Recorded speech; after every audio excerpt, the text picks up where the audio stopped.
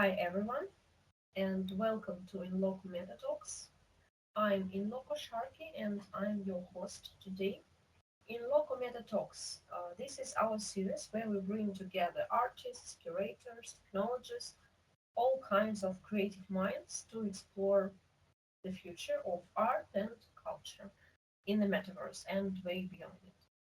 Every session is like stepping into a new world of immersive technologies, meeting new ideas, and connecting in ways you didn't expect. And today, I'm excited about today actually because our guest is Rebecca Evans, immersive storyteller, creative technologist, and founder of some truly groundbreaking VR projects. She's built intricate virtual worlds, told deeply personal stories inside them, worked with major platforms, cultural institutions, and basically she's always pushing what immersive storytelling can be.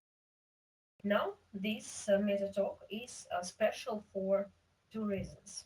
First, it's about digital twins, that fascinating place where real spaces and their virtual counterparts meet. And second, because Rebecca and Inloco have our own kind of twin story. Rebecca will tell about it. We actually found out this while agreement our meeting, and yeah, you will find out about that later. And we are going to dive into why digital twins matter and how they are changing the way we think about space, memory, and creativity. Rebecca, welcome to Inloco Meta Talks. Hi, thank you so much. It's really my pleasure to be here. And first of all, I just wanted to virtually wave and say, can everyone hear me okay? Yeah. Okay. So, yeah, thank you everyone for coming. I know in Loco Talk, the Meta Talks, we've got people from all over the place. And so I'm in the San Francisco area, California, and I'm just curious, what other continents do we have represented here today Yeah, you can from unmute yourself or write in the chat. I know there are a few people from Japan, from the USA as well. Yeah, terrific. Thank you. So today I'm going to kind of go through some of my work, and the most important thing though is the dialogue that we have afterwards. And if you folks have questions, that's great. That's kind of what we're here for, is to learn from each other. So I guess Elsa, do you want to get started? We can go for this.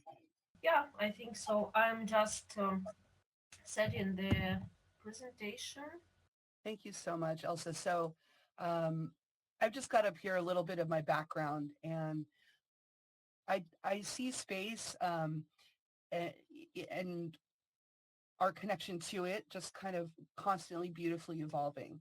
So in every moment that we have together, it's it's an amazing opportunity, right, to learn from each other, like Elsa was saying. And so these talks, it was just such an incredible honor because here we have a gallery in Dubai contacting me, little old me, all the way in San Francisco. So I was looking at the spaces just to learn about the Inloco gallery. It's so funny. I already jumped ahead. How dare I? Yeah, that's perfect. Thank you. That's good. So the first slide I had there was kind of the globe showing a map between the Inloco gallery and the art studio that I used to have in San Francisco. And I just thought it was just so fascinating how they were both kind of located similarly in their regional area. And sometimes you can draw parallels where there aren't any, and I get that. But for the sake of this talk and thinking about these things, it was just Elsa and I had the most fun kind of looking at these slides. So the photo here you're seeing just on the intro is the platform called Horizon Worlds. And this was a 360 photo that I took actually the day that Horizon Worlds was announced. And this was at the Innoculus conference back then. So I just thought that was, they had a little table there with blocks on it that you could build with to kind of represent the world that they were creating. And I just really love that. So you can go to the next slide, Elsa. So I'm just talking here about a couple of topics. Oh yeah, the one after this is fine too. So this one goes over some of the projects that I've done. a whole bunch of stuff here. I don't really need to go into any particular detail other than to say I've had the good fortune to work with amazing people, wonderful teams, both on independent projects and also, is more formal. Wanted to just shout out, there's some folks here in the room that I've worked with as well. So waving hi to Carlos, who's been an incredible partner in a variety of projects, some of which you'll kind of see little pieces of today. Then in terms of, I will just mention in terms of space, I've worked with a lot of different, they call verticals, right? So from architecture, where you're seeing the spaces created physically.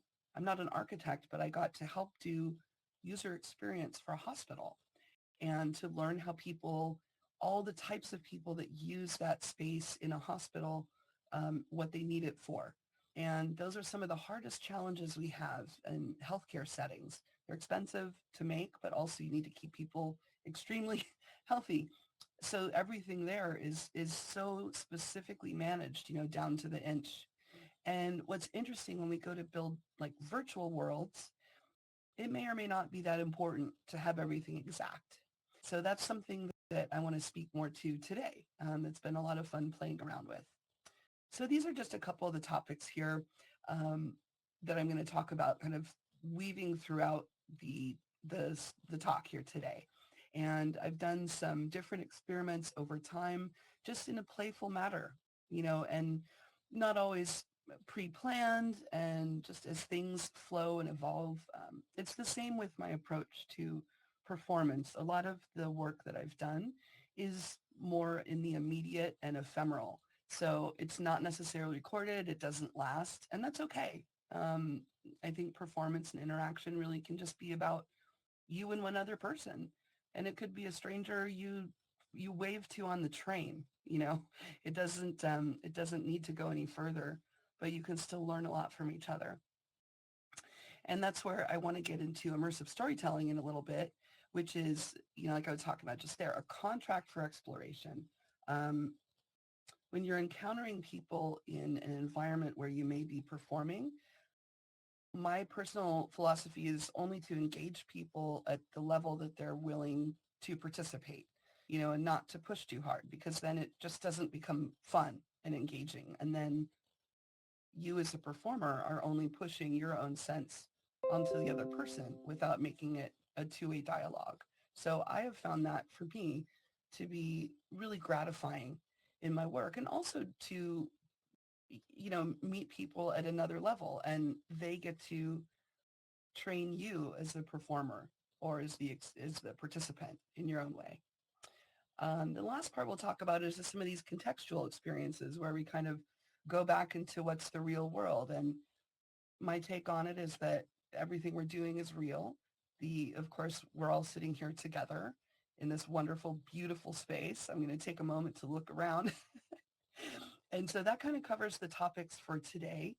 In fact, Elsa, I wanted to mention, while we've got a second, could you mention again this world that we're in, and that it was sponsored, uh, done up for Kareem Jabbar's work? You mean useless pulse world, like our main world for conferences? Yeah, this world that we're meeting in today. Yeah, this world is Vertical Horizon. The first where we met was Useless Palace, is kind of digital twin of intervention, one of the first interventions of Inloco. Yeah, that world is amazing too. So I definitely recommend folks, if you haven't seen the other Inloco gallery spaces, to check it out. And those are also parallels with what we ended up kind of focusing on for this talk. So Elsa, if you could go to the next slide.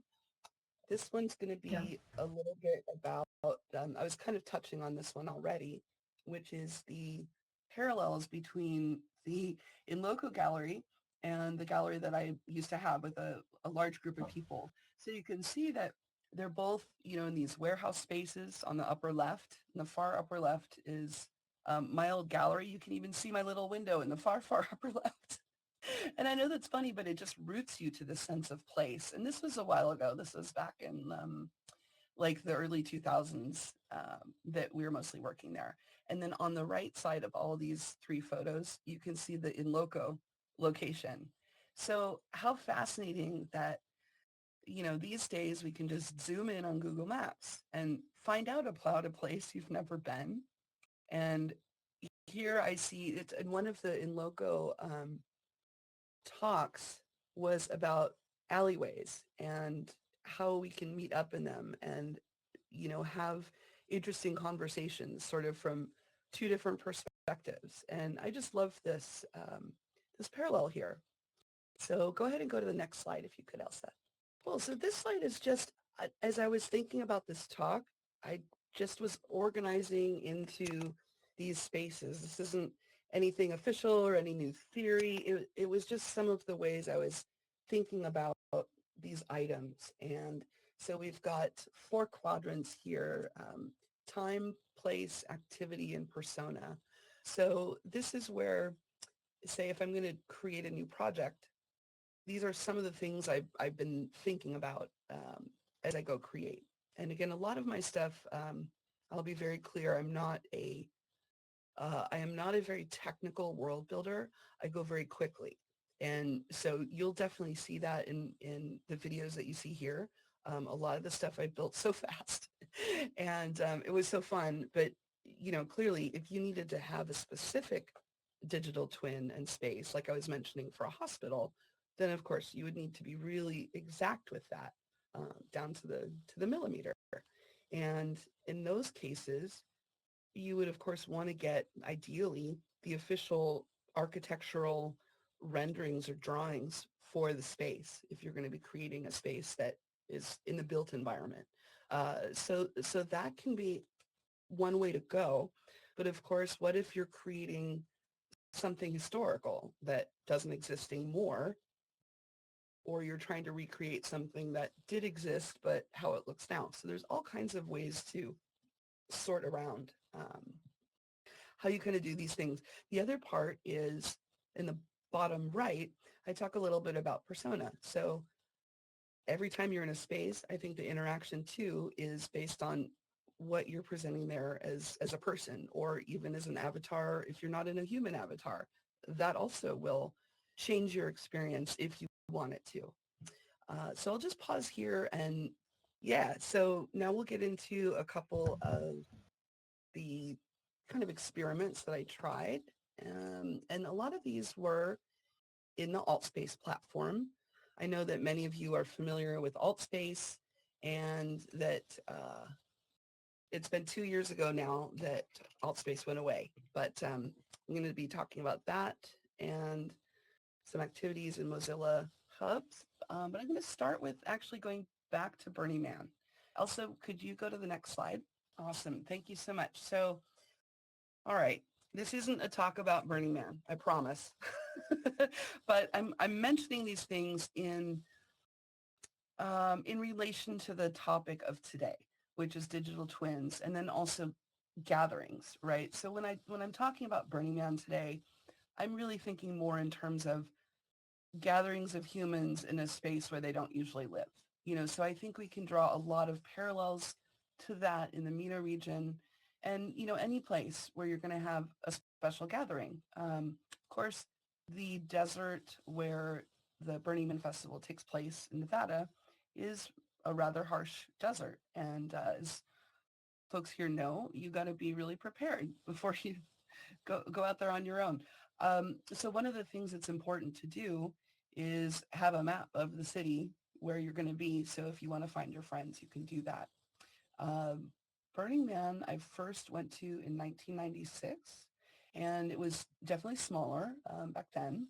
And I worked for several years in a variety of departments, kind of listed up front and or down here on the slide. So in those departments, you're getting to look at a city. So even though the city's temporary, it has lots of the same challenges that a standard city might, and then some additional ones on top of that. So it was fascinating to, think about the work I'd done in architecture through some of this time. And I said, wow, how amazing it would be to like do something for the whole city. And Lisa Hoffman, who is an amazing artist, and she's been the official artist of the Burning Man map for many, many years.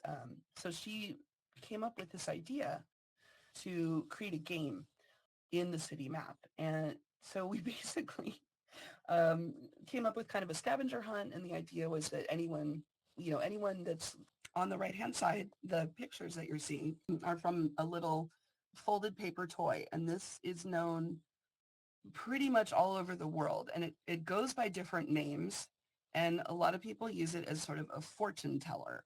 And they write little messages on each petal.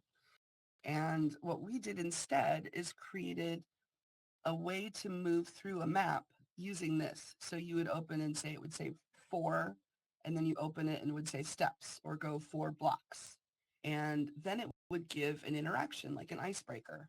And then again, you see at the very bottom, you can turn it over and it's a snack container. So what we did is provide the silly thing that a lot of people would kind of know what it was, but give them a new way to use it. And then the same item here, this little, we call it the oracle, could also be used if you weren't at Burning Man. It could be used anywhere. And so that's why I wanted to bring this up here, is because I think it's important to find ways to connect, and even if it's not the same place, okay, fine, you're not at Burning Man or you're not at whatever festival, but you're elsewhere and you're doing your own thing. And it's the same thing as here today. So any questions on that? Oh, loud silence. Great question. Can we recreate Burning Man virtually, Second Life with first attempt? Yeah, so Ira, yes, yes, yes. Thank you. Ira has got the latest there. There is an amazing new app called Burnersphere. It's a free app, and it is done by the folks from BRCVR and under, official permission. So that's a fantastic way. And they're doing it exactly right. When you talk about digital twins, they literally have the digital twins of the, I don't know, various art pieces, even stuff that's going to be out there this year. So yeah. And in fact, if Elsa, you could go to the next slide. You're right on topic. Loud silence. So so now we're in 2020, and in terms of virtual Burning Man, this was, of course, our year when we were all at home, and there was a group of people. So there were a number of different Burning Man little metaverses created that year. And so one of them is this one, BRCVR. And as many of you guys had mentioned, this is an alt space, and this is the same group that has now created a separate app, the Burnersphere app. So this opportunity was so cool because here in 2020, we had the chance to create our, villages, our camps, our places, but recreate them virtually. But what was odd was that you're thinking of creating a map layer that's, say, 15 years of history. So the playful name of our little camping group is Blue Light District. Well, we have Blue Light District starting in 1995, 96. And every year it's slightly different. There are slightly different structures, buildings, people, camps, but you've got 20 years of layers of history here. So it's a really fascinating when you think about, okay, how do I make this in one space and make it a fun place for people to come that feels familiar, but also lets them kind of explore in new ways. So some of the stuff we did with BRCVR it was really incredible. I will point out one thing that I think is important is the memorials. And memorials in virtual reality are so incredible and so meaningful. And whether it's someone that you knew in your physical in-person space, or you met them in the metaverse, there's something about memorials that is just so stirring. And I mentioned here, we had a custom outfit made by a wonderful friend of ours, Nira, to commemorate someone who had passed. And you can see me being a little emotional, but it's like, it was a beautiful thing to have this person's widow come and be in Burning Man with us and have people celebrate our friend Doug who had passed. So I think that there's a lot of room in the metaverse for things like that. And those are the kinds of things that I love, and I think that really bring home those memories we can create. Um, so go ahead and go to the next slide, Elsa. Yeah, sure. Yeah, that's a great example how to use it, not just like a tool, make it a part of the story. Thank you. So this slide is about just some playfulness with avatars. Now, everybody here I know is metaverse people, and you've all tried out different kinds of things. So I'm not going into much detail here other than to say I think it's fun to dress up like your avatar, and lots of people have done it. And, so here I did in one of these photos for a conference. I made sure my hair was kind of pink. And then in the bottom right, I was in my first VR theater production was called Para, and I actually was playing the secretary that was kind of an AI, kind of a bad AI. And so here I am dressed up as the secretary, to like get into character, right? The other thing I did was in the upper right. So I was thinking about, we did a talk at the Augmented World Expo, and the talk was a little bit about avatars and expression. And so I brought up these silly slippers, right? These silly furry slippers. And I brought them into the physical space because it's shocking, right? And it's shocking when you think, oh my goodness. And I actually walked around the conference with these furry slippers on, but I walked around kind of as my avatar, like thinking to myself, I am here in this physical space as my avatar. And it was the most amazing, just personal connection sense. So it wasn't like, oh, here I'm a furry monster, whatever. Yeah, yeah, yeah. Like that's boring. I know people get freaked out about that, but I don't really care. Like it's the metaverse. You could be whatever you want. But what I think is funny is then taking that creature or that person or whoever you are there and bringing that back into your physical space. And the reason why I do that is because everything we do here is creating those same spatial memories. So to me, that's just a really powerful thing. And sometimes we need to be reminded of it or be playful about it. So that's it on this slide. You can go ahead to the next one. Thank you, Elsa. All right, great. So now I'm going to get into a couple examples of mostly what I created in alt space, a couple other things. So obviously lots of reasons to use digital twins. So this slide, I'm talking about places I was in, in physical life in person and rebuilding them.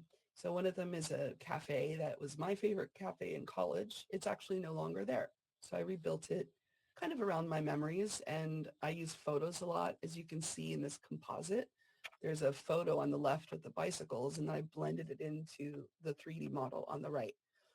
So it's not perfect. You can see it's not even aligned, but it doesn't matter. I built this like in a matter of hours. And the idea was just to have a fun meetup, and we held a class here. And again, it was a fascinating experiment in if I want to rebuild something to show people, what year do I recreate for them? Am I recreating when I, was in school in 1995, or would I recreate it now in 2025? And what does that mean? And what do you learn from those spaces? So it was just a very fun experiment to do. Also, I did part of Brooklyn College in Brooklyn, New York City, and had a lecture there helping the students learn about that space, but also how to tell stories of their own in a built environment that they didn't create. So that was also a lot of fun. Then on the right, we've got vacation memories. So yes, I got to go to Star Wars Land at Disneyland. I had a wonderful time. I wanted to put up my photos because I had so much fun. So this little screenshot here is of a completely unfinished world, but someone had some Star Wars models, and I just thought what a fun way to literally walk inside your memories, but to build something new on top of that. Because of course, this was alt space and in VR, so you could fly up high. So I was going to have a whole little storyline that you could fly up to and look for secret Easter eggs and all kinds of things. So that didn't happen because alt space went away. But it doesn't matter. It was still really fun to create. Thank you. All right. So this was another experiment that I did in alt space during that time around 2020. This digital twin was recreating a really popular festival, a holiday festival that's been going on in the San Francisco area for over 40 years. And many people, it's like a tradition, it's maybe say their Christmas or holiday tradition to go to this festival, and everyone's dressed up like Victorian England. And there's characters from Charles Dickens there. So you have the ghost of Christmas past wandering through the streets of London. So basically, I thought, well, it's going to be November, you know, 2021, all this. No one's going to be able to go. They didn't have the fair, and I wanted to do it. And I thought, how fun. We could recreate it in alt space, have people come and do performances and meetups, and even maybe the shopkeepers that usually sell things at this festival, maybe they could even come and or we could at least give websites and they could talk about their items. So I ended up building over 20 worlds. Um, as those of you know, in AltSpace or basically any online platform, you need to be mindful of, how much space your items are all taking up. So in order to split things up, because I have very kind of detailed worlds, they need to be small overall.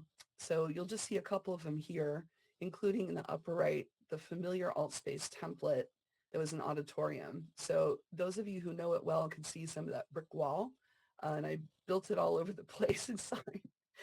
And then one of the fun ones was on the lower right here, you can see 3 ships. So I expanded the idea of what you could do at this festival. And I thought, okay, well, why not have a winter retreat for the people of Victorian England? Here's a winter retreat in the mountains, and you can fly up to it easily and go sing your holiday songs and your carols together.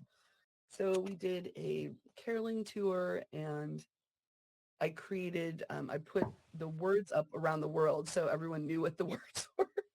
And we had a really good time doing that. So go ahead and go to the next slide. Would you like to show the video with butterflies? Oh, yes, yes. Butterfly Thank you. Go Dreams ahead. Theater.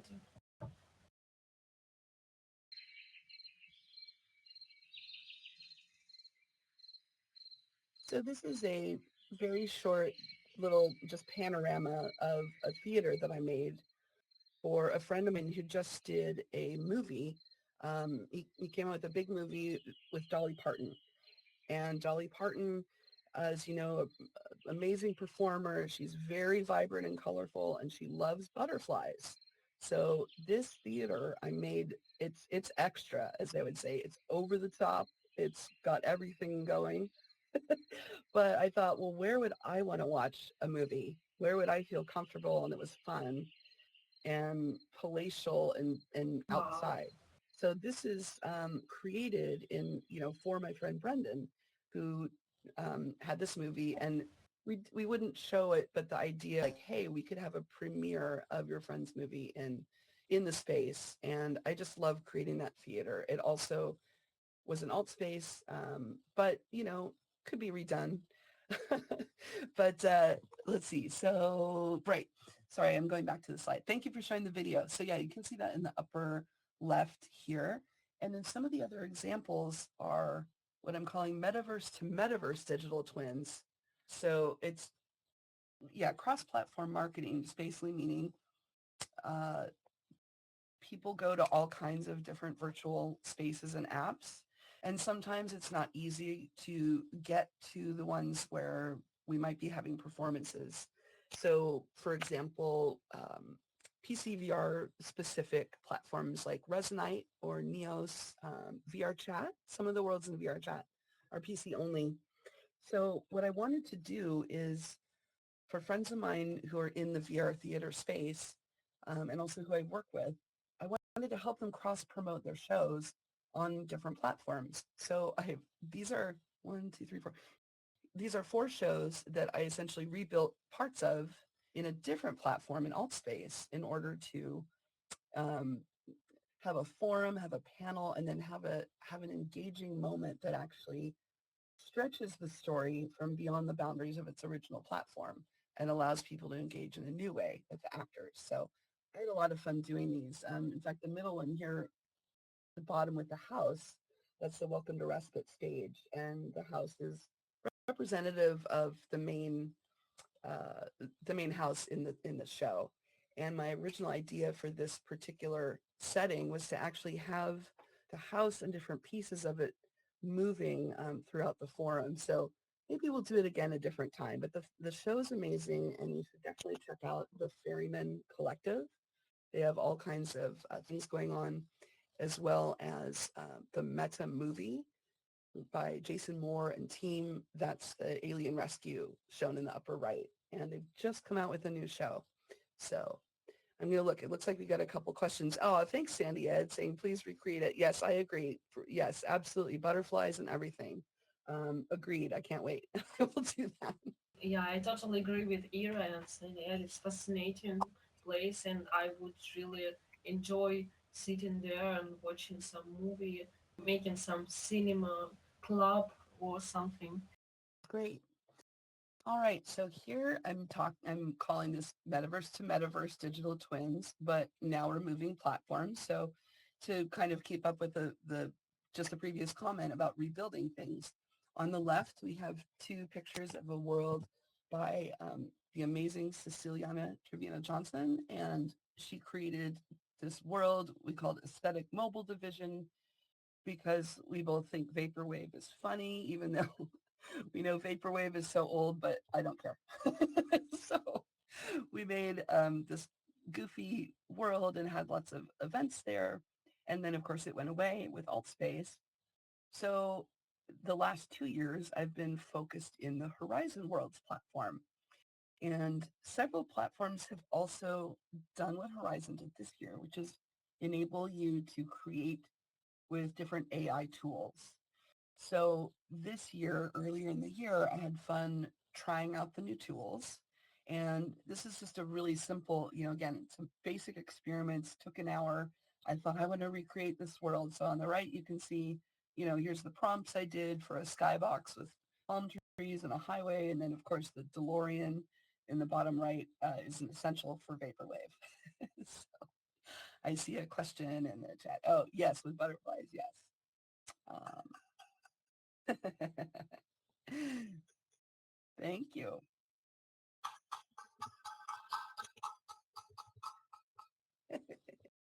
Yeah, I was talking about the right pictures. It looks like synthwave covers for musical albums or something. Oh, Neon, all the colors combination. thank Cool. you. Yeah. And you can even create a soundtrack now. So, I mean, again, this is all these AI tools we've had independently and now, and there's an Engage Mhm. platform is doing this. So, again, there's several. Um, so it's definitely been fun. And it also leads you to like, okay, well, what is exact? Do I want to recreate this thing? How much of it do I want to make the same? And of course the original role was done by my friend as well. So, some of it would be in partnership with her and how would she want to see it on a new platform? High content quail. So, all right. I Mhm. don't see any Nice. questions. We could probably go to the next slide. Yeah, could I ask the question about Meta Horizon Worlds? Just you know, top three reasons maybe why it's a good platform in comparison with others. Just simply. Well, okay. So good in comparison to others, I think is a tough one, right? Because I think everybody's going to have different needs. So a platform like Horizon Worlds is going to be great for people who want to have the opportunity to address a really wide audience, but on a platform that has some extra sort of stability and security baked in. So if the Facebook slash meta, universe is something that works for your group and is accessible to the areas that your group needs, then yeah, it could work really well. I mean, with the AI tools, there are events, there are communities. Of course, the broader platform that Meta provides with Horizon, they also have their own entertainment that they provide. So, for example, live streams of sports games, concerts, and other things. So those things on, I'll call it the official level, those things can bring in other people to the platform in certain ways. So there's, I think, something to be said for having a space or an event or an environment that is available in a space like that, where you can, if you build your community over time, you can get some higher profile there. Yeah, sure. So we have a question from Light. What about interoperability? Outspace was probably Uh, hard to transfer to their chat, for example. What can yeah, you say? great, great topic. And I think one that will always be with us, as long as we're using 3D models and building virtual worlds. Anytime you want to move something to a different platform, you'll kind of have to pick and choose what. So for example, let's say you can easily move your 3D models and that they're, the right amount of polys and your new space can handle them. So that's sort of the physical characteristics, but all the other pieces that make a platform special are going to come out differently. So things like your scripting and what kind of capabilities you have in each platform, things like your shaders, how nice of shaders you can do will of course make things more dynamic or not. Things like, can you bring in photos? As you can see, I really enjoy bringing photos in. I may not always do that, but for me right now, that's important. Also things like, can you play videos in your worlds? Again, I like to use video in my worlds, but often as like a backdrop, someplace else, rather than necessarily watching a movie. So those I think are all, yeah, they're all kinds of different constraints, right? And part of it is who you want to be able to access the world. It's the same thing like PC VR worlds. You'll notice a lot of mine are pretty simple, and that's because a lot of them I built either in the headset in all space, or I did build some on desktop, but not with any special. I wasn't building in Unity because I didn't have a computer that could literally run and compile Unity. So for me, building with the tools that are sort of available to everyone is important and also fun. And it leads to, its own kind of unique design challenges. Yeah, Sandy says, yes, shaders are a nightmare. And I'm looking in the chat. Hi to Sierras. So I've got three more examples to show you guys today. So this is the one of the three. And this is now getting into some of my VR theater shows. This one was done in Mozilla Hubs as part of a group called Onboard XR, which was founded by Brendan Bradley. He's the person I built that pretty butterfly theater for because he's amazing and has really fostered a lot of people to create this kind of work. So Onboard XR, think of it as a hackathon for virtual theater and literally just um, short stories, maybe 5 to 10 minutes, and you would have a performance for a whole hour. And then you would, the group that comes to see the performance would go through all these different shows, and each one is in a different world. So we did these in Mozilla Hubs. Um, a big reason why we use Mozilla Hubs is for its accessibility. And like Spatial, you can, get to hubs and also a lot of platforms these days too, Horizon Worlds too. You can get there on your laptop, on through a web browser, on your mobile phone, and in VR. And I personally, I think that that's important. You can't always do that, but and of course you have a fidelity trade-off, right? When you're using a platform that's a little simpler, like Mozilla Hubs, you may have a lower poly count in some of your models, and you may have less, what's the word, like flexibility in some places, but there's actually more that's possible than I think people may realize. And I think sometimes the WebXR spaces get kind of, I don't know, they get put aside, and I don't think that's right because we don't we don't have easy ways, for everyone to get into VR spaces. And honestly, they don't need to be. Right now, I'm on my mobile phone. It happens to be a little bit easier, and that's okay. I just, we're all here in different ways. So with this platform on Mozilla Hubs, a group built a queuing system so that we could have theatrical cues during a performance to do things like moving the avatars, changing the avatar outfits, locking them into one place. So Michael Moran, I'll mention, is one of the people that was behind the queuing system, and he did an amazing job. So this made it more of an actual performance capability rather than just sort of walking through a world. So this particular story was the first one I did for Onboard XR, and basically this ship here you see on the left, the Aurora, was a real cruise ship. She was built as the Wappen von Hamburg in the 40s, first after the war, and was used in Germany off the north coast and would take day cruisers to a cute little island called Helgoland. So after a while, the ships change names and change locations, but basically this ship was in some ways the inspiration for the Love Boat, the actual Love Boat that those of us in the US love to watch. Also, this ship served as the bad guys' hideout in a James Bond movie, and the ship was also in 2 episodes of Baywatch. So many things happened on the ship, and I got a chance to go to a conference on the ship in Northern California, as you can see here on the upper right. You can see the actual ship. That's us having a conference on the back, and I spent the night on the ship, and it was just a really wonderful time. Um, I learned so much that I wanted to tell the story of the ship. So when this onboard came up, I thought I'm gonna tell the story and share this so you can see us on the right, walking through some of the history. Unfortunately, someone with bad intentions got a hold of the boat, and it's not officially known, but pretty much I think they put a hole in the bottom and it sank, and it's really, really sad.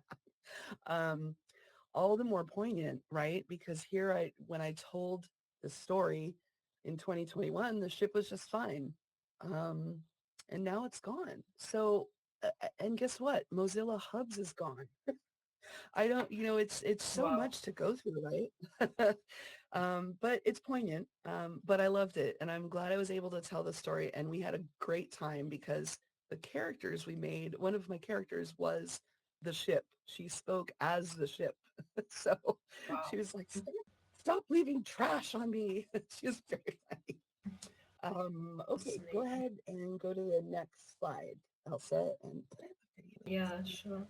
Yeah, fascinating story about the ship, and that's so good that you could really immerse into a life of this ship and like meet it face to face, you know. So, and Thank you. would you like to me to start one more video? Yeah, let's do that short video.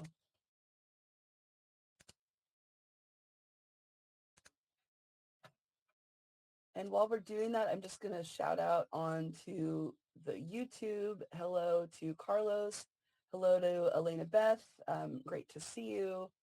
Yes, and Mogito. Nice to have folks here. And this little video is, it's a little teaser clip of this virtual reality show that I did. And essentially this was think of it as a pitch deck for investors to say, well, there's a new amazing, move over, Elon Musk. We're going to populate the ocean reef. We don't need Mars. We'll make space on the ocean reef. You get this as a joke, right? So the idea was there's like evil mermaids and they want to fix humanity. So they make a fake reality show. They trick everyone down. They give them a drink of algae, and then, oh my goodness, everyone turns into weird creatures on the reef. So, um, so I don't know. I don't know how I came up with this. Okay. But We had a lot of fun in hubs, again, the same onboard XR group, amazing people we had. We got to perform this, our group experience again with like 5 pieces. Perform it for a couple festivals, for 5 hours for MozFest. In fact, the team from Mozilla Hubs came and watched it. That was such an honor. And it was just really a thrill. Again, every time you do something new with a platform, there's new technical things you can try. So you can see on the right here in these slides, so basically everyone got turned into barnacles on the reef as the ultimate solution to overpopulation and transportation control because barnacles don't need to move. So, sorry. This is awful or what? But yeah, this is the theme of the onboard shows always has to do with water. So all of these ones, we have a boat and we have a reef, and the next one, this is why. So some of this was just me responding to what's a show that could be underwater. And this is what I came up with. Yeah. Okay. Next slide is the last example. Okay, and with the next slide, we have one more video. So, Thank you. And Moonlight, I agree. Maybe it's not worth moving the world with a ship to a new platform. I totally agree. We've got some really hilarious comments here I'm responding to. Yeah, thank you. So the video you're seeing right here, and you can go ahead and move it to the side. Yeah, thank you, Elsa. It's kind of a background video. So this video I took in, I think, 2014, and it's near where it's in the San Francisco Bay Area. This is the train that goes from Oakland south to the Silicon Valley. And I took this video when I was going to the conference, Augmented World Expo. And it looks like I've frozen. I'm going to come back.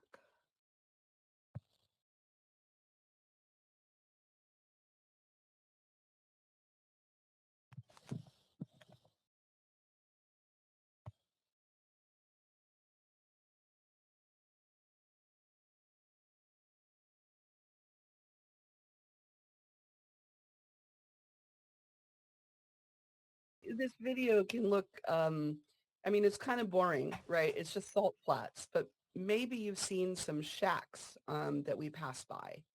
So the video, this video I took in 2014 was on my way to the virtual reality conference, which is called Augmented World Expo, AWE. And there's an AWE in the United States, and then they also have one in the EU, and there's an AWE Asia. I am sorry, there is not an AWE MENA, but maybe one day we can do that.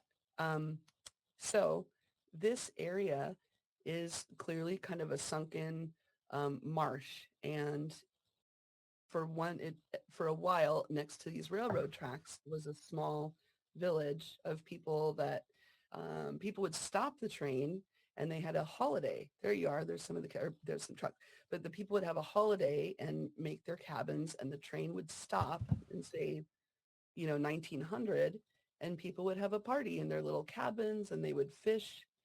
Eventually, the train was not used the same way. So all of those little houses disappeared into the marsh. And so today we can only see the tops of those shacks. So again, that was earlier in this video. Okay, Elsa, this is probably good. Can end the video here. yeah, sure. So when it came time I wanted to do another theater piece, and our group was giving a presentation at this conference. So again, the conference is near where I live. I'm very lucky to, at the time be nearby. And you can see the map on the lower left is it's called Drawbridge, right? This little town that's now sunken, and that it's very close to Santa Clara, which is where the conference was. So I wanted to provide people who are visiting Silicon Valley some history about the area in a way that was contextual. Basically the people that lived in this town would have gone right through the area of Santa Clara where where our convention was being held. So I created a theater piece with the story of this little town and, created 4 or 5 characters of people who lived there. So you can see in the upper right. Like there was a German family who ran the boarding house. So let's say you had your boarding house matron, and I brought her outfit. So I came to the conference with all the outfits of the characters so that I could stand in the conference and talk to people in character and say, learn more, right? Come to this show. So that was the concept that I had. And then for the actual presentation that we gave at the conference, the idea was to bring those characters to life inside the conference room. And I actually had props for people to kind of recreate pieces of what happened to this town. It did eventually burn up a lot of it. So that was the concept here. And then you can see in the lower right, is a train car. So that's, a 3D model of a train car. And then outside it was a video. So in the VR experience, I had that same video playing like you were in the train and watching it. And then you could interact with the character. So I kind of had this all, I call it crossing realities because I'm talking about, having these characters physically present to engage people with the history and then having another context of the show. And because we were at a conference, there wasn't much Wi-Fi. I wanted to make something that people could open their phone and have, fun with and look at while they were at the conference. They didn't have to have a whole VR headset. So what actually happened was there was zero internet at the conference. So the show never happened. But I got to talk about it anyways. And who knows, maybe it will happen someday. So in a way it did happen. But we're all here learning about Drawbridge, which is such a fantastic place. So that's my last slide. Also, you can go to the final one if you like. But yeah, happy to take any Mhm. questions.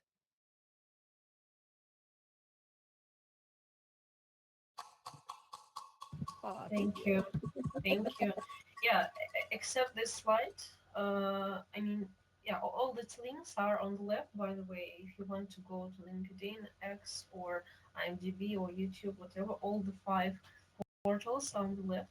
And feel free to join them now or after the talk or the nearest 3 days that will be kept here. And feel free to write your questions or ask them loudly. And if you don't mind, I'll start with my question. Your projects often merge personal memory with digital spaces. In your view, how can digital twins and metaverse archaeology work with cultural heritage? Uh, exactly in the MENA region or generally where the memory of a place is often intertwined with oral history. Yeah, there's a lot there to answer. I will I will pick out a couple things. In terms of recreating a space, a lot of it I think about is who is going to be there or who we want to have there and what kinds of things will make them comfortable and feel at home. I mean, generally, I would prefer that people feel at home. Of course, there are times when you're creating experience where you sort of want people to feel challenged in that environment. And that's going to be up to whatever context you want to have with the space. What's interesting, even with the experience I showed you with the bad mermaids, right? Um, I really, so there was just this kind of strange show. And I thought, okay, well, I don't want people to have these like weird things happen to them without having a little bit of ability to change their mind or to not be part of it, right? And because even in an online space, people will say, oh, well, if you're not comfortable, just take off your headset, and I don't really feel like that's the best way to bring people into metaverse spaces. It's one thing if you have a friend and you want to play a prank, but I think even that sometimes is not ideal, especially if it's someone's first experience, in a 3D space or in a metaverse. So I guess I just look to find, look for your partners who are going to either be there or connected to the community and find out what kinds of things, whether that's the design of the space, the audio, the hosting, then things like accessibility. Do we have captions or are there translations available, live translations? And those of you who remember AltSpace will also remember the live translations feature, they had at least 8 languages at the time, and you could select the language you wanted to see in your text box. So you could actually learn a new language that way. One of the shows, the video that I showed at the very beginning, before we started this talk, that was a show that I made in AltSpace specifically for that reason. The show was specifically about, it was kind of about digital twins, but a couple, 2 people that were separated kind of across the metaverse. And yeah, so anyways, hopefully that answers your question. Yeah, yeah, this really resonates with what we are doing at Inloco, and I like your input about language. And I think any time when you learn the language, you learn also cultural language and cultural science, etc. And you always should encounter it when you work with one or another region. And I also wanted to a little continue my question. You mentioned an Arab artist from Abu Dhabi whom you've crossed path with in your practice, and that's about cross-cultural exchange. How can dialogue between VR artists, VR creators from some particular region, like the MENA region and the West, enrich both sides? Well, I think that we're here today as an example of that, learning from each other and just getting to know other people's questions and the way that they approach spaces and gatherings. Even for this talk, just me learning about the space that your gallery is located in and getting a chance to use Google Earth to really hone in and think about the space of our host Inloco gallery. That just, I feel like that really can, if you just get yourself in that mindset as much as possible, then that can really help. Yeah, good input about mindset. So, maybe somebody wants to turn on the mic and ask. Hi, everybody. I Okay. appreciate the show and thank you so much for this. It's always nice to come and see you guys and see the artists that you profile and show here. So thank you very much. Clap, clap, clap, clap. Mic Yeah, drop. thank you, Carlos. Thank you, Yeah. Carlos, as well. Thank you for coming and for being with us and for your kind words as well. So, in one of your projects, you were inspired by architecture and street environments. Uh, their experience with CMR Studios. If you were to create digital twin for Dubai or Abu Dhabi, which elements of the urban environment would you absolutely uh, to bring into VR, and maybe what platform would you choose? So Else is asking me the hard question, right? Because I haven't been been to Dubai. Now I would like to. Here's my answer. Can you fly me out there? I would love to visit.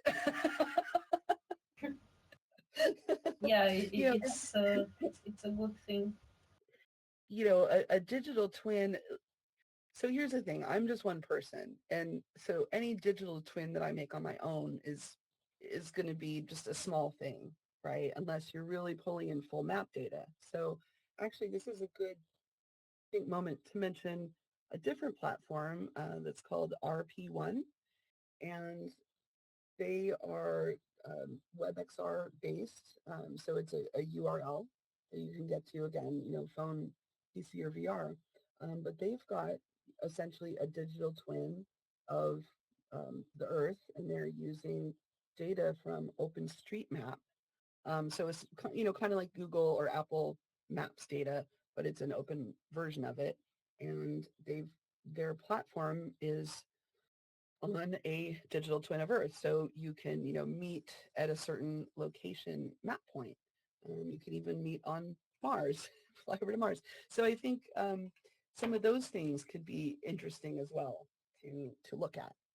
I've heard of over the reality, which is what I thought you were referencing with that RP1, which sounds like Ready Player One, but is there a difference? It's just RP1? Correct.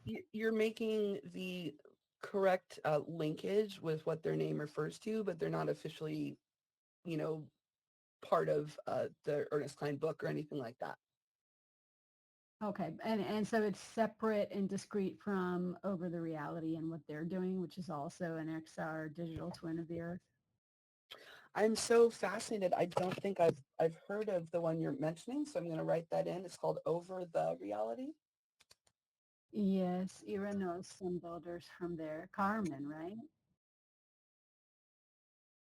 Let's see. Fantastic. Well, I appreciate you telling me about this. No, I had never heard of it. The world's largest 3D map, so I should hear of it. For anyone watching, the website is overthereality.ai. So yeah, thank you for bringing that one up. Nice to meet you. And sorry I was late and walked in halfway through. However, I'm really happy I remembered to come on in, and it's great to make your acquaintance. Yeah, absolutely. But it's totally great. God, I'm so glad. I can't wait to share this. And actually that brings back, you know, to Elsa's point, like how can we learn from each other? It's in dialogue. And yeah, luckily today, I mean, thank you everyone for, you know, kindly dealing with English. But, you know, I look forward to other times and other places where we, you know, won't need to be quite so limited. And I think those things will also increase our dialogue too. Yeah, thank you, Lantis, for your beautiful input. And we are going to summarize our talk now. Thank you for joining in Local Meta Talks, and huge thanks to our guest, Rebecca Evans, for the insights and inspiration. We are going to take a photo, kind of tradition for us, so please come closer Oh, that's and cool. let's do it and let's post it on social media. And don't forget the shark. Yeah, cool.